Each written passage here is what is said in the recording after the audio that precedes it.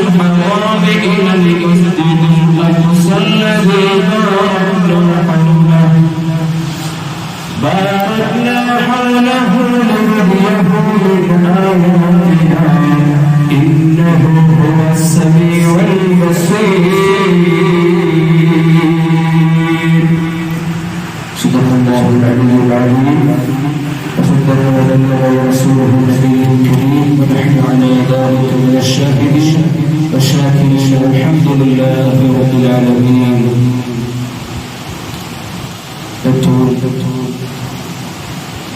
സ്നേഹാദരവുകൾ നിറഞ്ഞ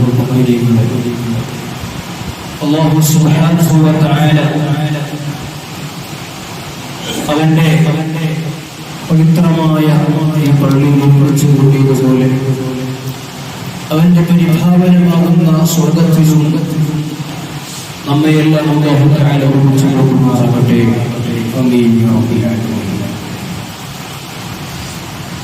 മഹത്തായ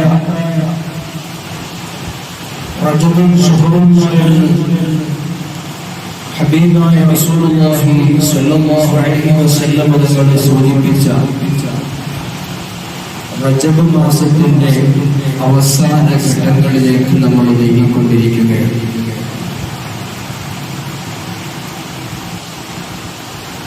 റജബിലെ മർമ്മപ്രധാനമായ ഒരു രാവാണ് 27-ാം രാവ്. നാം നിർവഹിക്കുന്ന 5 വഖത്ത് നിസ്കാരത്തിന്റെ വാർഷിക രാവ്. ഹബീബായ റസൂലുള്ളാഹി സ്വല്ലല്ലാഹു അലൈഹി വസല്ലം തങ്ങൾക്ക് ലോകത്ത് ഒരു സൃഷ്ടിക്കും ലഭിക്കാത്ത അനുഗ്രഹം അല്ലാഹു തആല ഇറക്കിക്കൊടുത്ത മാസമാണ് പവിത്രമായ റജബ്. റജബ് മാസത്തിന്റെ 27-ാം രാവ്. അതാണ് അല്ലാഹു തആല പരിശുദ്ധമായ ഖുർആനിൽ കൂടി പറഞ്ഞത്, സുബ്ഹാനല്ലദീ അസ്റാ ബിഅബ്ദിഹി ലൈലൻ മിനൽ മസ്ജിദിൽ ഹറാം ഇലൽ മസ്ജിദിൽ അഖ്സല്ലദീ ബാറക്നാ ഹൗലഹു. അല്ലാഹു സുബ്ഹാനഹു വ തആല ഒറ്റ രാത്രി കൊണ്ട് അല്ലാഹു തആല മസ്ജിദുൽ ഹറാമിൽ നിന്നും മസ്ജിദുൽ അഖ്സയായ ബൈത്തുൽ മുഖദ്ദസിലേക്ക് അല്ലാഹു തആല നബി സല്ലല്ലാഹു അലൈഹി വസല്ലം തങ്ങളെ എത്തിക്കുകയാണ്. മസ്ജിദുൽ ഹറമിൽ നിന്ന് മസ്ജിദുൽ അഖ്സയിലേക്കുള്ള പ്രയാണത്തിലാണ് ഇസ്റാ എന്ന് പറയുന്നത്. മസ്ജിദുൽ അഖ്സയിലെ ഖുബ്ബത്തുസ് സഹ്റാ എന്ന പാറപ്പുറത്ത് നിന്ന് അല്ലാഹുവിന്റെ സന്നിധാനത്തിലേക്ക് എത്തിയ ആ യാത്രയ്ക്കാണ് മിഅ്റാജ് എന്ന് പറയുന്നത്. ഈ മിഅ്റാജ് അല്ലാഹു സുബ്ഹാനഹു വ തആല സംവിധാനിക്കാനുള്ള ഒരു കാരണം പറയുന്നതായി കാണാം. ഒരിക്കൽ ഭൂമിയും ആകാശവും തമ്മിൽ വലിയ തർക്കമുണ്ടാവുകയാണ്. ഭൂമി ആകാശത്തോട് പറയുകയാണ്, വൃക്ഷങ്ങളും നദികളും നാടുകളും കൊണ്ട് അല്ലാഹു സുബ്ഹാനഹു വ തആല എന്നെ മനോഹരമാക്കിയിരിക്കുകയാണ്. പ്രകൃതങ്ങളൊക്കെ കൊണ്ട് അല്ലാഹു എന്നെ മനോഹരമാക്കിയിരിക്കുകയാണ്. അതുകൊണ്ട് നിന്നെക്കാളും മഹത്വമുള്ളത് എനിക്കാണ്. ഭൂമി ആകാശത്തോട് പറയുമ്പോൾ ആകാശം ഭൂമിയോട് പറയുകയാണ്, സൂര്യനും ചന്ദ്രനും അർശും കുർസിയും സ്വർഗ്ഗവും നരകവും എല്ലാം കൊണ്ട് അല്ലാഹു തആല എന്നെയാണ് മനോഹരമാക്കിയിരിക്കുന്നത്. അതുകൊണ്ട് നിന്നെക്കാളും ഉത്തമനത് ഞാനാണെന്ന് ആകാശം പറയുമ്പോൾ ഭൂമി വീണ്ടും പറയുകയാണ്. അമ്പിയാക്കളും ഔലിയാക്കളും അങ്ങനെയുള്ള മഹത്തുക്കളൊക്കെ വന്ന് തവാഫ് ചെയ്യുന്ന കഅബയെ അത് സ്ഥിതി ചെയ്യുന്നത് എന്നിലാണ്. അതുകൊണ്ട് നിന്നെക്കാളും മഹത്വമുള്ളത് എനിക്കാണ് എന്ന് പറയുമ്പോൾ വീണ്ടും ആകാശം പറയുകയാണ്, ആകാശലോകത്തുള്ള മലക്കുകൾ തവാഫ് ചെയ്യുന്ന ബൈത്തുൽ മഅ്മൂർ എന്നിലാണ്. അതുപോലെ തന്നെ നമ്മളിൽ നിന്ന് മൺമറഞ്ഞു പോയ അമ്പിയാക്കളുടെയും ഔലിയാക്കളുടെയും സാലിഹ്യങ്ങളുടെയൊക്കെ അർവാഹുകൾ സ്ഥിതി ചെയ്യുന്നതും ആകാശത്തിലാണ്. അതുകൊണ്ട് നിന്നെക്കാളും ഉന്നത ജ്ഞാനാണെന്ന് പറയുമ്പോൾ എല്ലാത്തിനും പോയി പറയുകയാണ്, ഈ ലോകത്തെ തന്നെ സൃഷ്ടിക്കാൻ കാരണക്കാരായ സയ്യിദുൽ അംബിയ ലോകത്തിന്റെ നേതാവ് ഹബീബുന മുഹമ്മദ് റസൂലുള്ളാഹി സല്ലല്ലാഹു അലൈഹി വസല്ലം തങ്ങളുടെ അന്ത്യവിടവിലേക്ക് എന്ന് പറയുമ്പോൾ ആകാശം ഉത്തരം മുട്ടുകയാണ്. ഈ വിഷമം അല്ലാഹുവിന്റെ മുന്നിലേക്ക് ആകാശം അർപ്പിക്കുകയാണ്. ആകാശം അല്ലാഹുവിനോട് പറയുന്നു, നിന്നിലേക്ക് ഒരാളൊരു വിഷമവുമായി വന്നാൽ നീ അദ്ദേഹത്തെ അവരെ മുടക്കി മുഴുകുന്നു. ഞാനിതാ ഭൂമിയുടെ മുന്നിൽ പരാജയപ്പെട്ടിരിക്കുകയാണ്. നിന്റെ ഹബീബായ മുഹമ്മദ് റസൂലുള്ളാഹി സ്വല്ലല്ലാഹു അലൈഹി വസല്ലം തങ്ങളുടെ സൗന്ദര്യംകൊണ്ട് ഭൂമിയെ മനോഹരമാക്കിയതുപോലെ ആ നബികളെ എന്നിലേക്ക് കൊണ്ടുവന്നു, എന്നെയും കൊണ്ടുവന്ന് മനോഹരമാക്കുമോ എന്ന് ആകാശം അല്ലാഹുവിനോട് മേഖലാകെ പറയുമ്പോൾ ദുആ ചെയ്യുന്നു. അങ്ങനെയാണ് അല്ലാഹു തആല മിഅ്റാജ് തീരുമാനിക്കുന്നത്. അല്ലാഹു സുബ്ഹാനഹു വ തആല റജബിന്റെ രാവിൽ മഹാനായ ജിബ്രീൽ അലൈഹിസ്സലാത്തു വസ്സലാമിനോട് അല്ലാഹു തആല പറയുകയാണ്, നിങ്ങളൊന്ന് തസ്ബീഹ് ചൊല്ലണ്ട. അസ്രായേലിനോട് പറയുന്നു, നിങ്ങൾ യഹൂദന്മാരുടെയും പിടിക്കണ്ട. ഇത് കേട്ടപ്പോൾ ജിബ്രീൽ ചോദിക്കുകയാണ്, എന്തേ ലോകവസാനമായോ? ലോകം അവസാനിക്കാൻ പോവുകയാണോ? അപ്പോൾ അല്ലാഹു സുബ്ഹാനഹു വ തആല മഹാനായ മലക്കുൽ ജിബ്രീൽ അലൈഹിസ്സലാത്തു വസ്സലാമിനോട് അല്ലാഹു തആല പറയുകയാണ്, നീ നേരെ സ്വർഗ്ഗത്തിലേക്ക് പോയിട്ട് ആ സ്വർഗ്ഗത്തിൽ സ്ഥിതി ചെയ്യുന്ന ബുറാഖിൽ നിന്ന് ഒരു ബുറാഖിനെയും കൊണ്ട് ഹബീബായ റസൂലുള്ളാഹി സ്വല്ലല്ലാഹു അലൈഹി വസല്ലം അടുക്കലേക്ക് പോകാൻ കൽപ്പിക്കുകയാണ്. അങ്ങനെ മഹാനായ ജിബ്രീൽ അലൈഹിസ്സലാത്തു വസ്സലാം സ്വർഗ്ഗത്തിലേക്ക് പോവുകയാണ്. 40,000 ബുറാഖുകളാണ് സ്വർഗ്ഗത്തിൽ സ്ഥിതി ചെയ്യുന്നത്. മുഹമ്മദ് എന്ന നെറ്റിത്തടത്തിൽ 40,000 ബുറാഖുകൾക്കിടയിൽ ഒരു ബുറാഖിങ്ങളിൽ നിന്ന് കരയുകയാണ്. ആ ബുറാഖിനോട് പോയിട്ട് മഹാനായ സയ്യിദുൽ അംബിയാക്കൾ മലക്ക് ജിബ്രീൽ അലൈഹിസ്സലാത്തു വസ്സലാം എന്നിട്ട് ചോദിക്കുകയാണ്, എന്തേ നീ കരയുന്നതെന്താണെന്ന് ചോദിക്കുമ്പോൾ ആ ബുറാഖ് പറയുകയാണ്, 40,000 വർഷമായിട്ട് മുഹമ്മദ് എന്നൊരു പേര് ഞാൻ കേൾക്കുകയാണ്. എന്നാൽ ആ നബിയെ ഒന്ന് കാണാൻ എനിക്ക് ദൂരെയായിട്ടുള്ള അവസരം ലഭിച്ചില്ല. അതിന്റെ വിഷമത്തിലാണ്. അങ്ങനെ ആ ബുറാഖിനെയും കൊണ്ട് മഹാനായ ജിബ്രീൽ അലൈഹിസ്സലാത്തു വസ്സലാം അടുക്കലേക്ക് പോയിട്ട് ഹബീബായ തങ്ങൾക്ക് ചെന്നിട്ട് നിനക്ക് പറയുകയാണ്, നബിയേ, നമുക്ക് നല്ല മനോഹരമായ ഒരു യാത്ര പോയാലോ? നമുക്കൊരു അതിസുന്ദരമായ ഒരു യാത്ര പോയാലോ? അങ്ങനെ ഹബീബായ തങ്ങളെ കൊണ്ട് കഅബാലയത്തിലേക്ക് ചെന്നിട്ട് തവാഫ് ചെയ്യാൻ നിർദ്ദേശിക്കുകയാണ്. നബി തങ്ങൾ തവാഫ് ചെയ്യുകയാണ്. തവാഫ് ചെയ്തതിനു ശേഷം അവിടെ നിന്ന് ബുറാഖിലേക്ക് ചൊല്ലിയിട്ട് അതിലേക്ക് കയറാൻ കൽപ്പിക്കുകയാണ്. ബുറാഖിൽ കയറി 2 മാസത്തോളം വരുന്ന ഫലസ്തീനിലെ മസ്ജിദുൽ അഖ്സയിലേക്ക് സെക്കൻഡുകൾ കൊണ്ട് എത്തുകയാണ്. ഇതാണ് ബുറാഖിന്റെ സ്പീഡ്. 2 മാസത്തോളം വരുന്ന മസ്ജിദുൽ അഖ്സയിലേക്ക് ബൈത്തുൽ മുഖദ്ദസിലേക്ക് സെക്കൻഡുകൾ കൊണ്ട് ഹബീബായ തങ്ങളെ കൊണ്ട് മുറാഖത്തുകയാണ്. അവിടെ ചെന്ന് ഹബീബായ തങ്ങൾ 2 റക്അത്ത് നിസ്കരിക്കുകയാണ്. നിസ്കരിച്ചതിന് ശേഷം അവിടത്തേക്ക് 2 പാനീയങ്ങൾ നൽകുകയാണ്.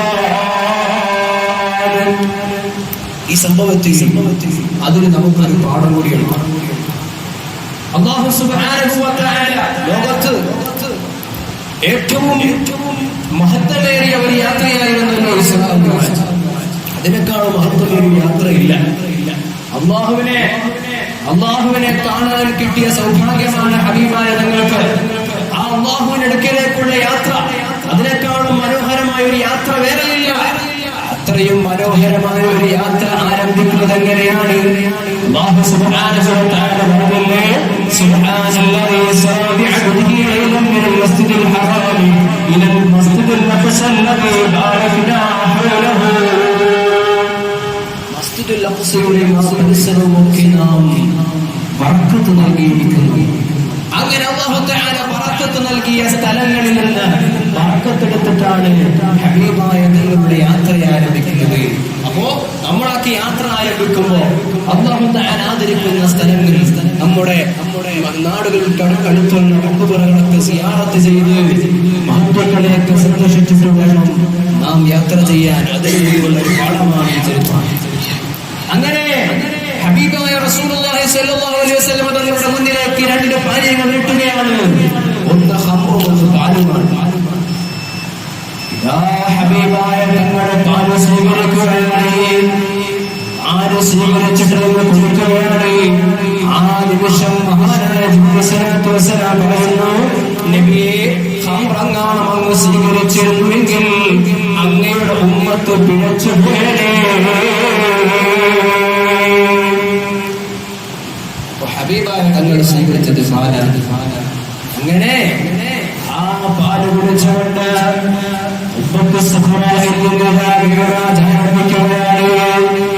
ചരിത്രം വിശാലമാണ്. 1-ാം ആകാശത്തിലേക്ക് ചെല്ലുകയാണ്. 1-ാം ആകാശത്തിന്റെ കവാടമെത്തിയപ്പോൾ അവിടെ മലക്ക് നിൽക്കുന്നു. മലക്ക് മഹാനായ മലക്കുൽ മലക്ക് ജിബ്രീൽ അലൈഹിസ്സലാത്തു വസ്സലാമിനോട് ചോദിക്കുന്നു, അന്ത, നീ ആരാണെന്ന് ചോദിക്കുകയാണെങ്കിൽ ജിബ്രീൽ പറയുന്നു, അന ജിബ്രീൽ, നിന്റെ കൂടെയുള്ളതാരാണ്?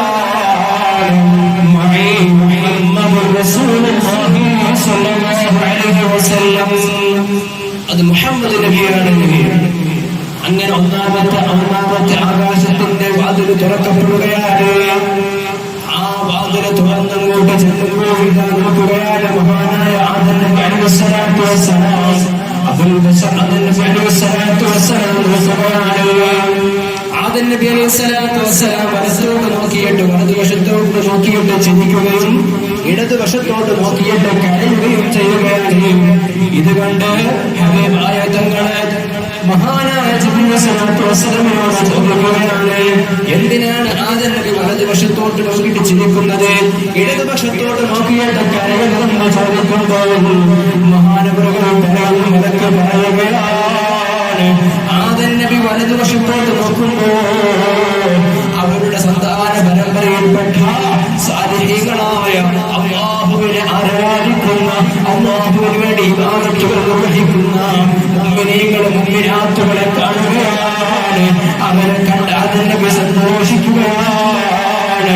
ഇടതുവശത്തേക്ക് നോക്കുമ്പോൾ തിന്മയിൽ മുങ്ങിക്കിടക്കുന്ന അവിടുത്തെ സന്താനങ്ങളായ കണ്ണുപിടിച്ച് ഈ ദുനിയാവിന്റെ ആർഭാടങ്ങളിൽ ഏർപ്പെട്ടുകൊണ്ട് ജീവിക്കുന്ന കഫീറുകളെ, ഫാസിഖുകളെ അവരെ കാണുകയാണ്. അവരെ കണ്ട് കരയുകയാണ്. അങ്ങനെ ആദം നബി അലൈഹിസ്സലാത്തു വസ്സലാം നബികളെ കണ്ടതും മർഹബ മർഹബ ബിൽ സാലിഹ്, ഓ സാലിഹായ എന്റെ മകനെ മർഹബ, സ്വാഗതം ചെയ്യുകയാണ്. സ്വാഗതം ചെയ്തിട്ട് പറയുന്നു, ഈ ലോകത്ത് ഒരു പ്രവാചകന് പോലും കിട്ടാത്തൊരു സൗഭാഗ്യമാണ് മകനെ നിനക്ക് കിട്ടിയിരിക്കുന്നത്. അതുകൊണ്ട് നീ ചെല്ലുക, അല്ലാഹുവിന്റെ അടുക്കലേക്ക് ചെല്ലുക. അങ്ങനെ ഇതാ ചരിത്ര വിശാലമാണ്. അങ്ങനെ ഇതാ ഹബീബായ റസൂലുള്ളാഹി സ്വല്ലല്ലാഹു അലൈഹി വസല്ലം തങ്ങൾ പറയുകയാണ്, എന്നാൽ ആകാശത്തേക്ക് ചെല്ലുകയാണ്. അവിടെ ചെന്നപ്പോൾ അവിടെ മലക്ക് നിൽക്കുന്നു. മലക്ക് ചോദിക്കുന്നു, ആരാ തുറക്കപ്പെടുകയാണ്. ആ വാതിലും തുറക്കപ്പെടുകയാണ്. അവിടെ യഹ്യാ നബി അലൈഹി സ്വലാത്തു വസ്സലാം, ഈസാ നബി അലൈഹി സ്വലാത്തു വസ്സലാം ഹബീബായ തങ്ങളെ സ്വാഗതം ചെയ്യുന്നു. മൂന്നാമത്തേതിലേക്ക് ചെല്ലുന്നു. അവിടെയും മലക്ക് നിൽക്കുന്നു. അങ്ങനെ കവാടം തുറക്കപ്പെടുകയാണ്. അവിടെ യൂസുഫ് നബി അലൈഹി സ്വലാത്തു വസ്സലാം സ്വാഗതം ചെയ്യുകയാണ്. അങ്ങനെ ഓരോ തത്വകരിക്കുമ്പോഴും ഓരോ പ്രവാചകന്മാരെ സ്വാഗതം ചെയ്യുകയാണ്. അങ്ങനെ ആറാമത്തെ തട്ടിലെത്തിയപ്പോൾ സ്വാഗതം ചെയ്യുകയാണ്. എനിക്ക് കിട്ടാത്ത, എനിക്ക് ഞാൻ അല്ലാഹുവുമായി സംഭാഷണം നടത്തിയ ആളാണ്. പക്ഷേ എനിക്ക് അല്ലാഹുവിനെ കാണാൻ സൗഭാഗ്യം കിട്ടിയിട്ടില്ല. എനിക്ക് പോലും കിട്ടാത്ത സൗഭാഗ്യമാണ് മുഹമ്മദ് നബിയെ അങ്ങേക്ക് കിട്ടിയിരിക്കുന്നതെന്നോ സന്തോഷവാർത്ത നബി തങ്ങളോട് പറയുകയാണ്. അവിടുന്ന് ഏഴാമത്തെ ആകാശത്തിലേക്ക് പോവുകയും അവിടെ ഇബ്രാഹിം നബി അലൈഹി സ്വലാത്തു വസ്സലാം സ്വാഗതം ചെയ്യുകയാണ്. അങ്ങനെ 7 ആകാശവും കഴിഞ്ഞ് ഒരു പ്രകാശ ലോകത്തിലേക്ക് എത്തുകയാണ്. അതിലേക്ക് എത്തുമ്പോൾ മഹാനായ ജിബ്രീൽ സ്വലാത്തു വസ്സലാം പറയുന്നത്, ഇനി ഞാൻ അങ്ങോട്ട് പോവുകയാണെങ്കിൽ എന്റെ ചെറുകൾ കഴിഞ്ഞു പോകുന്നത് എനിക്ക് അങ്ങോട്ട് പ്രവേശനമില്ല നബിയേ. അതുകൊണ്ട് ഇനി അങ്ങ് ഒറ്റയ്ക്ക് അങ്ങ് അല്ലാഹുവിന്റെ അടുക്കിലേക്ക് പോകുക. അങ്ങനെ ഹബീബായ തങ്ങളെ നമ്മളെല്ലാം സൃഷ്ടാവായ അല്ലാഹുവിന്റെ അടുക്കിലേക്ക് എത്തുകയാണ്. അല്ലാഹുവിന്റെ മുന്നിലേക്ക് ചെന്നിട്ട് അവിടുന്ന് ചൊല്ലുകയാണ്, അത്തഹിയ്യാത്തുൽ മുബാറകാത്തുസ് സലവാത്ത് എന്ന് പറയുന്ന അത്തഹിയ്യാത്ത് ചൊല്ലുകയാണ്. ഇത് കേട്ടപ്പോൾ അല്ലാഹു സുബ്ഹാനഹു വ തആല പറയുന്നു, അസ്സലാമു അലൈക അയ്യുഹൻ നബിയ്യു വ റഹ്മത്തുള്ളാഹി വ ബറകാതുഹു. അങ്ങനെ ഹബീബായ തങ്ങളുടെ ദീർഘനേരം സന്ദേശം നടത്തുകയാണ്. അവിടെ വെച്ചാണ് ഹബീബായ തങ്ങൾക്ക് അല്ലാഹു സുബ്ഹാനഹു വ തആല നിസ്കാരം നൽകുന്നത്. അവിടെ വെച്ചാണ് 50 നിസ്കാരമാണ് നൽകുന്നത്. ആ 50 നിസ്കാരമായി ഹബീബായ തങ്ങൾ മടങ്ങി 6 ഘട്ടത്തിലെത്തിയപ്പോൾ മൂസാ നബി അലൈഹി സ്വലാത്തു വസ്സലാം നിൽപ്പുണ്ട്. മൂസാ നബി ചോദിച്ചു, എങ്ങോട്ടാ പോകുന്നത്? ഞാൻ തിരിച്ചു മടങ്ങാം. അവിടുന്ന് എന്തെങ്കിലും കിട്ടിയോ? കിട്ടി. എന്ത് കിട്ടി? 50 നിസ്കാരം. സുബ്ഹാനല്ലാഹ്. മൂസാ നബി പറഞ്ഞു, ഈ 50 വഖത്തൊന്നും നിങ്ങളുടെ ഉമ്മത്തിന് താങ്ങാൻ കഴിയൂല. അതുകൊണ്ട് എന്നിട്ട് കുറച്ചു തരാൻ പറയാൻ. അങ്ങനെ 9 തവണ മൂസാ നബി അലൈഹി സ്വലാത്തു വസ്സലാം മടക്കി അയക്കുകയാണ്. അന്ന് മൂസാ നബിന്റെ നമ്മളൊക്കെ എന്ത് ചെയ്താണ്? 50 നിസ്കരിക്കേണ്ടെന്ന്. അങ്ങനെ മൂസാ നബി അലൈഹി സ്വലാത്തു വസ്സലാം 9 തവണ മടക്കി അയക്കുകയാണ്. 9 തവണ ഹബീബായ തങ്ങളുടെ വീണ്ടും അല്ലാഹുവിന്റെ അടുക്കലേക്ക് ചെല്ലുകയാണ്. 9ാമത്തെ തവണയായപ്പോൾ 5 ആയി ചുരുങ്ങുകയാണ്. വീണ്ടും പറഞ്ഞു, മൂസാ നബി പറഞ്ഞു, 5 പോരാ, ഇതും ഏറ്റെടുക്കൂല, അതുകൊണ്ട് 5 കുറക്കണം എന്ന് പറഞ്ഞു. അപ്പൊ ഹബീബായ തങ്ങൾ പറഞ്ഞു, ഇനി എനിക്ക് പോകാൻ അല്ലാഹു സുബ്ഹാനഹു വ തആലയോട് കൽപ്പനയിടുകയാണ്, ഇനി അങ്ങോട്ട് കൂടത്തുമില്ല, ഇനി അങ്ങോട്ട് കുറയത്തുമില്ല. 5 വഖത്ത്. ആ 5 വഖത്തിന് 50 വഖത്തിന്റെ പ്രതിഫലം അല്ലാഹു തആല നൽകിയിരിക്കുകയാണ്. അങ്ങനെ അല്ലാഹു സുബ്ഹാനഹു വ തആല നമുക്ക് സമ്മാനമായി നൽകിയ 5 വഖത്ത് നിസ്കാരം. ആ നിസ്കാരം ആരംഭിക്കുന്നത് റജബ് 27-ലാണ്. പിറ്റേന്ന് മഹാനായ ജിബ്രീൽ സ്വലാത്തു വസ്സലാം ഹബീബായ തങ്ങളെ പഠിപ്പിച്ചതിന് ശേഷം സുബ്ഹിയിലായിരുന്നു പോലെ ആരംഭിക്കുന്ന നിസ്കാരത്തിന്റെ കൂട്ടുകളും അതിന്റെ ഓരോ നിയമങ്ങളൊക്കെ പഠിപ്പിച്ചതിന് ശേഷമാണ് ളുഹർ മുതലാണ് നിസ്കാരം ആരംഭിക്കുന്നത്. അങ്ങനെ പവിത്രമായ ഈ ദിനത്തിൽ അല്ലാഹു സുബ്ഹാനഹു വ തആല നമുക്ക് മഹത്തായ 5 വഖത്ത് നിസ്കാരം അല്ലാഹു തആല നമുക്ക് നിർദ്ദേശിക്കുകയാണ്. ഒരു വഖത്ത് പോലും ഖദാ ആക്കാതെ ഇത്രയും വലിയ അത്ഭുതം നിറയുന്ന സംഭവത്തിലൂടെ അല്ലാഹു തആല നമുക്ക് സമ്മാനിച്ചതാണ് ആ നിസ്കാരം. നാം മുറയായി ഒരു വഖത്ത് പോലും മുടങ്ങാതെ നിർവഹിച്ചു കൊണ്ടുപോകാൻ പറ്റണം. അപ്പോഴേ ഹബീബായ തങ്ങളുടെ ഉമ്മത്താവുകയുള്ളൂ. അല്ലാഹുവിന്റെ യഥാർത്ഥ സുബ്ഹാനഹു വ തആല നമുക്ക് അതിന് സൗഭാഗ്യം നൽകുമാറാകട്ടെ. മഹാനായ അബൂ ഹുറൈറ റളിയല്ലാഹു പറയുകയാണ്, മൻ സാമ യൗമ 27 ദിൽഖഅദ കതബല്ലാഹു ലഹു സിയാമ 60 ശഹ്റാ. ഒരാൾ ആ ദിവസത്തിൽ നോമ്പനുഷ്ഠിച്ചാൽ 60 മാസം നോമ്പനുഷ്ഠിക്കുന്നതിന്റെ കൂലിയാണ് അല്ലാഹു സുബ്ഹാനഹു വ തആല അവന് നൽകുന്നത്. അതുകൊണ്ട് ആരും അന്ന് നോമ്പനുഷ്ഠിക്കാതിരിക്കരുത്. സുന്നത്ത് നോമ്പുള്ളതാണ്. അതുകൊണ്ട് റജബ് 27 സുന്നത്ത് നോമ്പ് നമ്മളെല്ലാവരും അനുഷ്ഠിക്കുക. വലിയ പ്രതിഫലമടങ്ങുന്ന നോമ്പാണ്. അല്ലാഹു സുബ്ഹാനഹു വ തആല നോമ്പനുഷ്ഠിക്കുവാനും അല്ലാഹുവിലേക്ക് തൗബ